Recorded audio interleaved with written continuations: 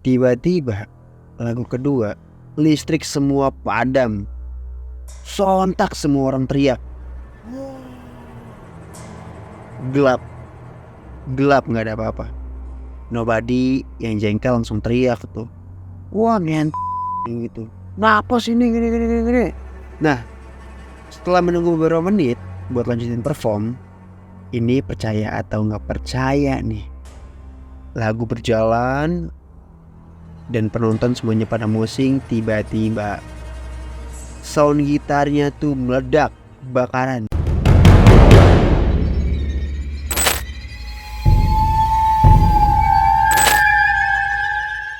Halo, assalamualaikum warahmatullahi wabarakatuh.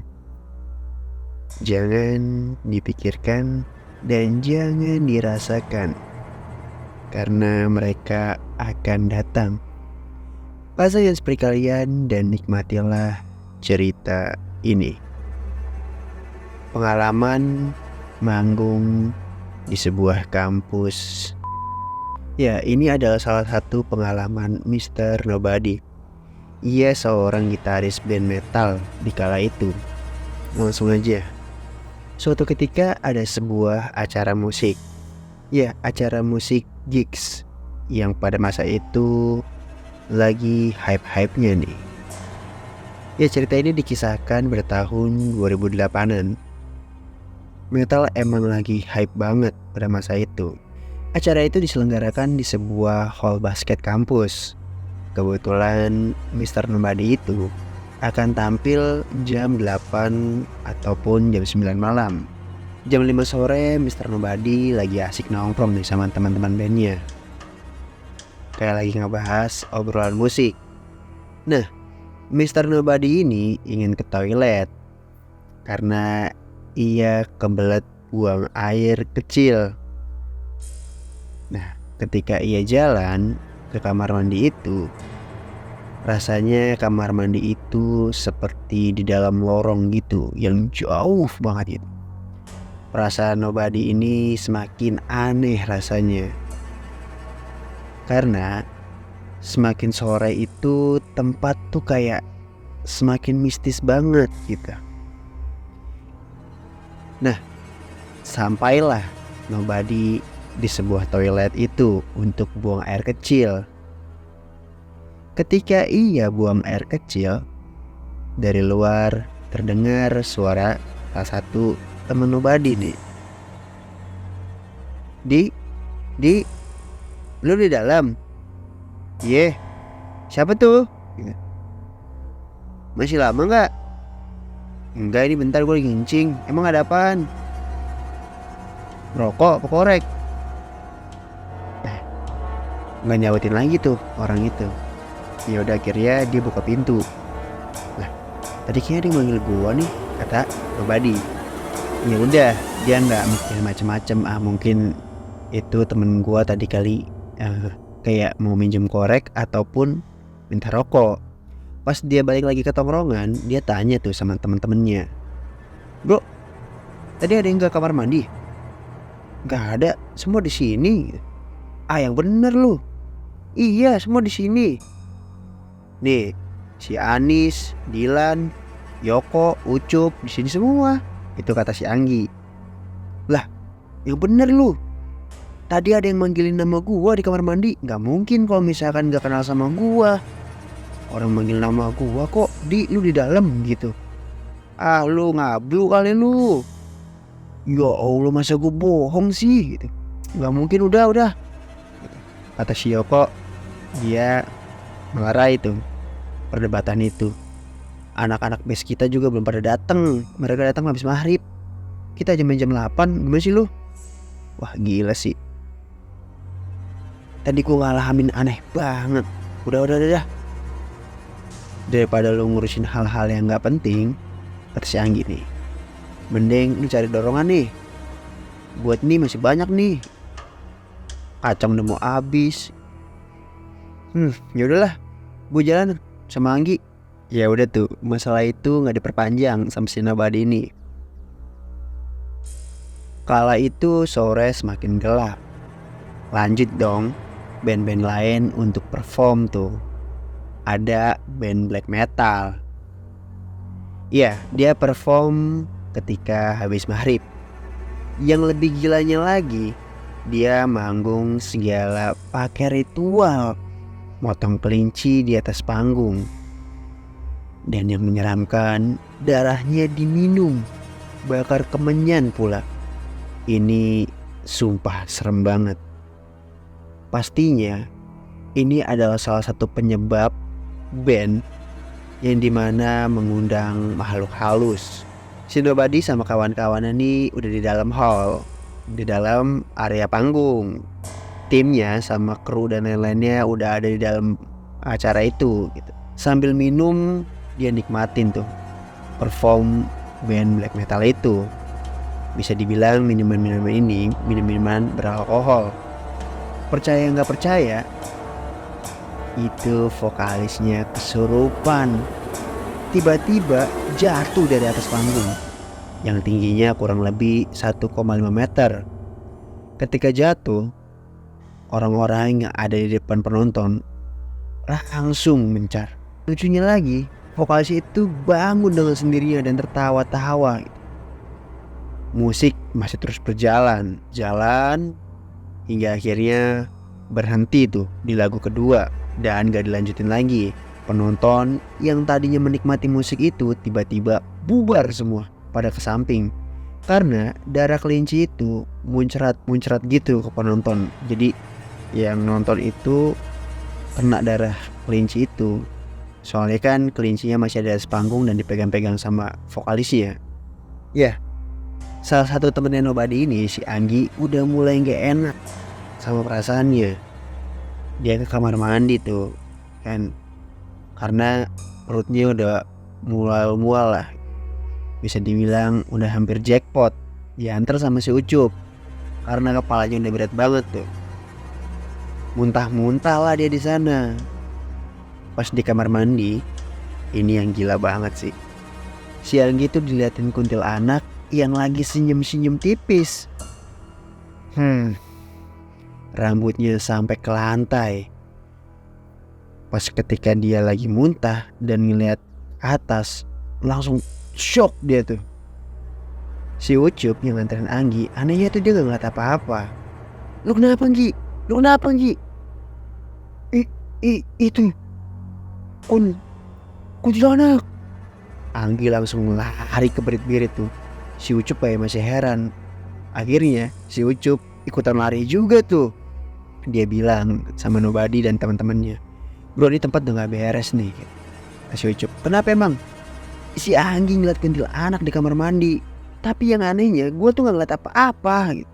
Wah, ini anak halu kebanyakan mabuk bray. Dia bilang gitu. Sumpah gue gak bohong Cup, gue ngeliat, kata si Anggi. "Terus gimana nih? Kita ngelanjutin perform band kita apa gimana? Apa balik aja?" Kata si Nobody gini. Dia berpikir tuh sama teman-temannya. Ya udah, coba kita hold dulu deh, ya kan? Kita tahan dulu. Umpamanya ada kejadian-kejadian janggal lagi, baru kita pulang. Lanjut lagi dong. Band selanjutnya yaitu aliran hardcore. Udah tuh, ketika band yang black metal ini udah kelar, band hardcore ini main. Lanjut lagi mosing dong, anak-anak semuanya wah rame gitu. Suasana kembali cair lagi tuh. Semua orang pada joget-joget sama mosing di tengah-tengah. Nah, Nobody kan posisinya lagi duduk di atas kursi ya. Kan kalau basket itu kan sekelilingnya tuh kayak ada semacam bangku penonton. Jadi dia tuh duduk di atas sama teman-temannya. Tanpa disadari, mereka tuh lagi diliatin sama kuntilanak. Wah gila, wujudnya tuh serem banget. Jadi kuntilanaknya tuh di sela-sela orang yang pada musing gitu. Kata si Anis, gue mau ngeliat. "Lu kenapa Nis?" "Gue gak mau ngeliat." "Terserah lu deh. Lu kalau mau lanjutin manggung, dia bilang gitu. Atau balik." "Lu kenapa?" Nobody yang masih optimis. "Ya lanjut lah, tanggung ini kita tinggal berapa band lagi, masa gak naik?" Ya udah, Gue cuman ngasih tahu aja sama lo. Itu di sela-sela penonton ada kuntilanak yang lagi ngeliatin orang-orang itu pada joget. Wah, gila sih. Tapi gue ngeliat apa-apa. Gue ngeliat dia bilang gitu. Ya udah tuh. Setelah 2 band itu main, akhirnya bandnya Nobody ini naik ke atas panggung. Ya, bisa dibilang band Nobody ini beraliran death metal. Main tuh satu lagu. Pas lagi main, sang drummer simbalnya tiba-tiba jatuh tanpa diapa-apain. Kan kalau misalkan di drum tuh kan ada drum crash, ya simbal crash sama Chinese itu jarang dipukul. Terus tiba-tiba jatuh, dia nggak ngirawin. Lanjutin terus. Semua orang pada musing di bawah. Anis, ya kan, bisa dibilang dia adalah fotografer lah, yang tugasnya ngambilin gambar Nobody dan personil di atas panggung. Penuh dengan semangat tuh. Kebetulan kan drummernya itu kan si Ucup kan. Jadi dia gak mikirin setan atau apa-apalah. Tiba-tiba lagu kedua, listrik semua padam. Sontak semua orang teriak. Gelap gak ada apa-apa. Pada masa itu kan bisa dibilang orang yang punya HP itu masih minim ya. 2008 ya bisa dibilang HP masih Nokia ataupun Asia lah. Kalau misalkan ada flashnya juga hanya beberapa gitu kan. Nobody yang jengkel langsung teriak gitu. Wah men gitu. Kenapa sih ini gini. Nah, setelah menunggu beberapa menit buat lanjutin perform, ini percaya atau nggak percaya nih, lagu berjalan dan penonton semuanya pada musing. Tiba-tiba sound gitarnya tuh meledak, kebakaran.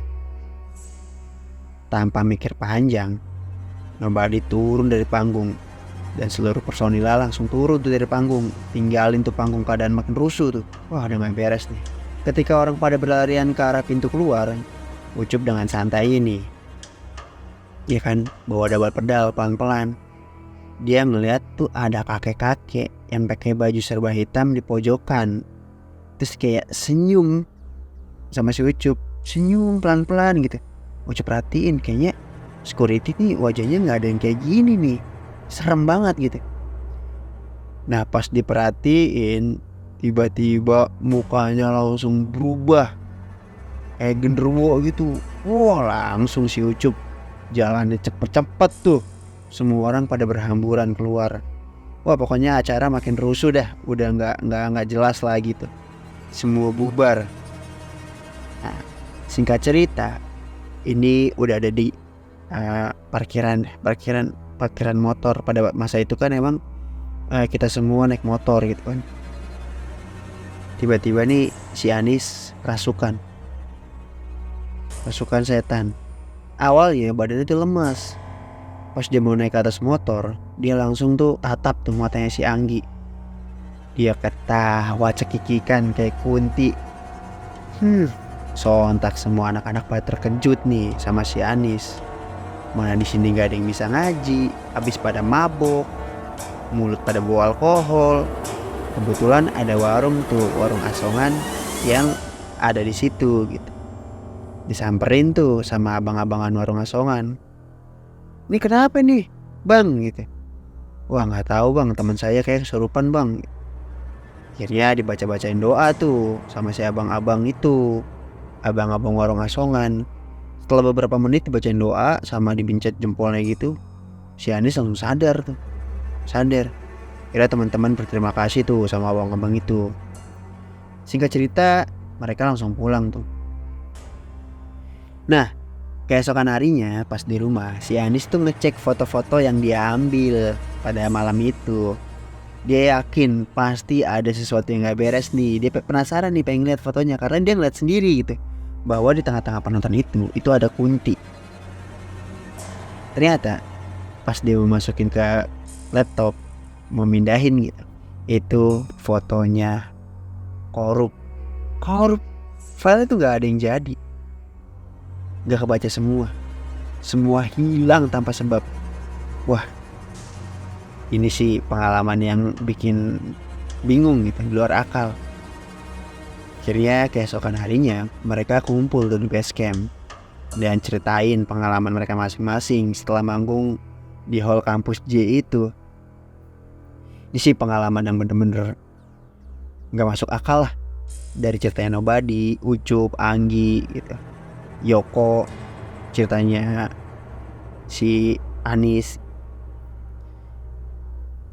Nah, itu dia salah satu cerita dari sudut pandangnya Nobody pada masa itu. Semua nama di sini ini disamarkan agar orang-orang terkait tidak tersinggung dan penyelenggara acara juga tidak tersinggung. Lebih tepatnya ini terjadi pada tahun 2008. Jika ada kesalahan ataupun yang kurang jelas di cerita ini, mohon maaf. Jika kalian punya cerita-cerita horor yang pastinya bikin bulu kuduk merinding, kalian bisa ngirim ke alamat email yang ada di kolom deskripsi ini. Terus dukung channel ini agar kalian mendapatkan cerita-cerita horor lainnya. Sampai ketemu di cerita selanjutnya. Assalamualaikum warahmatullahi wabarakatuh.